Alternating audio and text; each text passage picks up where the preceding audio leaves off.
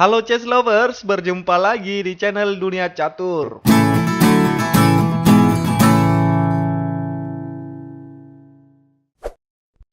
Pada video kali ini, Dunia Catur menghadirkan ulasan partai-partai catur terbaik yang pernah dimainkan sepanjang sejarah pertandingan catur. Kami mengulasnya satu per satu dalam beberapa seri, dan video ini adalah seri yang pertama. Pada seri yang pertama ini, partai catur terbaik dimainkan oleh pecatur asal Jerman, Grandmaster Sigbert Tarrasch. Sebelum kita masuk pada reviewnya, mari kita perhatikan posisi catur berikut ini.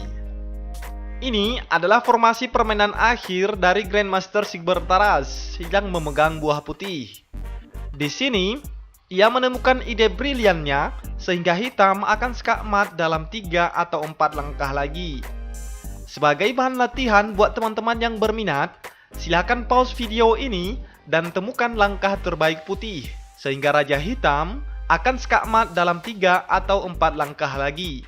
Jawaban dari problem ini akan kita bahas pada akhir permainan partai ini. Oke guys, langsung saja ini dia reviewnya. Tarrasch membuka permainan dengan pion ke F4 dan dibalas dengan pion ke C5. Pembukaan ini dinamakan dengan bird opening. Kemudian langkah putih berikutnya adalah kuda ke F3 dan dibalas dengan pion ke C5.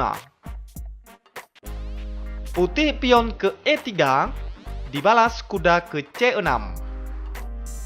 Putih gajah ke B5 memangku kuda dan gajah putih ke D7 melindungi raja. Putih rokade pendek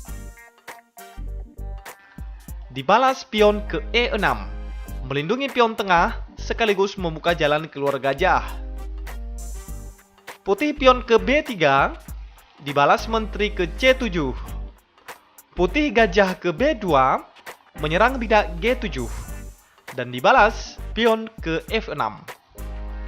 Putih pion ke C4, mengajak pertukaran pion. Hitam kuda ke E7, mengancam gajah. Putih kuda ke C3 melindungi gajahnya.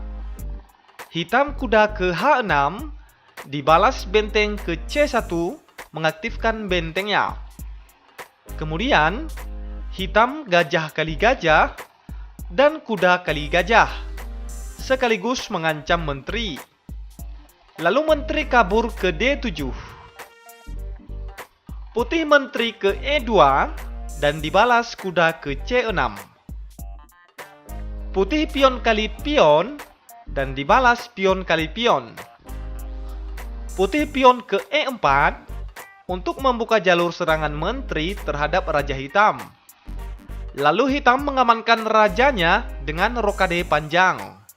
Kemudian putih pion ke E5 dibalas pion ke A6 mengancam kuda.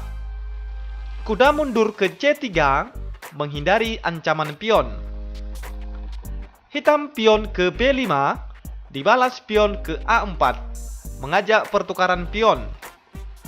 Pion ke B4 menyerang kuda dan kuda kabur ke D1. Lihat, pion A6 ini tidak terlindungi. Maka Raja Hitam ke B7 untuk melindungi pionnya dari serangan menteri putih. Putih pion kali pion dan dibalas pion kali pion. Gajah kali pion dan menyerang kedua benteng hitam.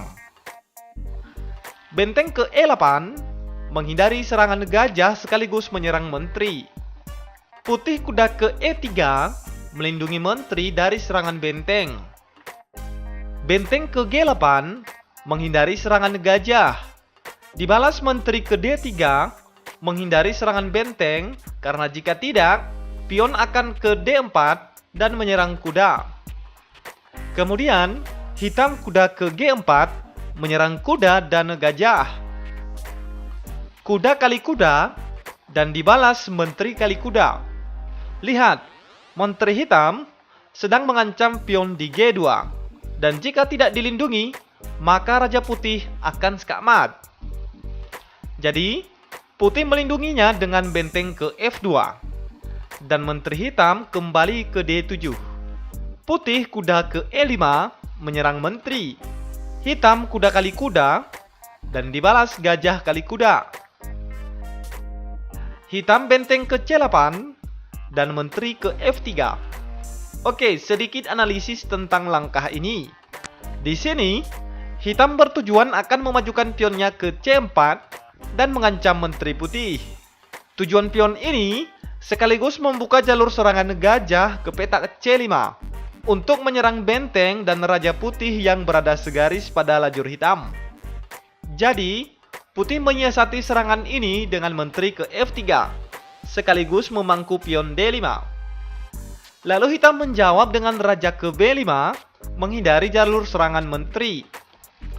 Putih pion ke D3, membuka jalan agar benteng bisa ke C2.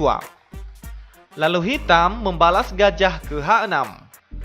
Sepertinya, langkah ini sangat tidak akurat.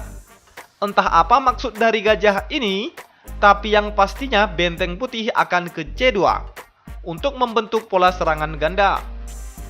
Hitam pion ke D4, dan di sini Taras melakukan langkah yang sangat menarik, yaitu pion ke A5 dan ska. Raja hitam tidak dapat memakan pion putih ini, karena jika raja kali pion, maka benteng kali pion dan ska. Benteng kali benteng dan dibalas benteng kali benteng, ska. Raja hanya bisa ke B6, lalu benteng akan ke B7 menyerang menteri. Jika menteri kabur misalnya di E6, maka menteri putih akan ke B7 dan ska.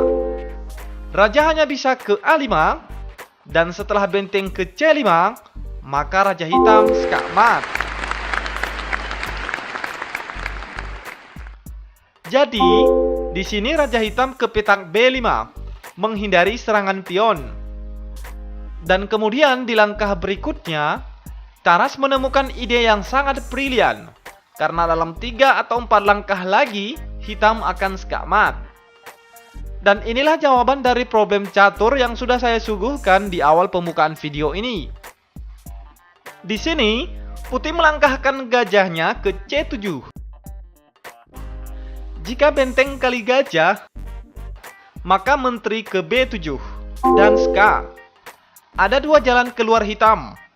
Yang pertama, benteng kali menteri atau raja kali pion.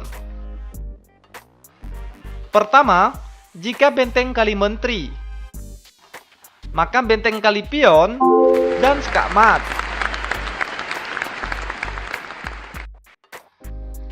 Atau jika raja kali pion, maka benteng ke A1 dan ska. Hitam hanya bisa melindungi rajanya dengan menteri ke A3. Lalu benteng kali menteri dan ska mat juga.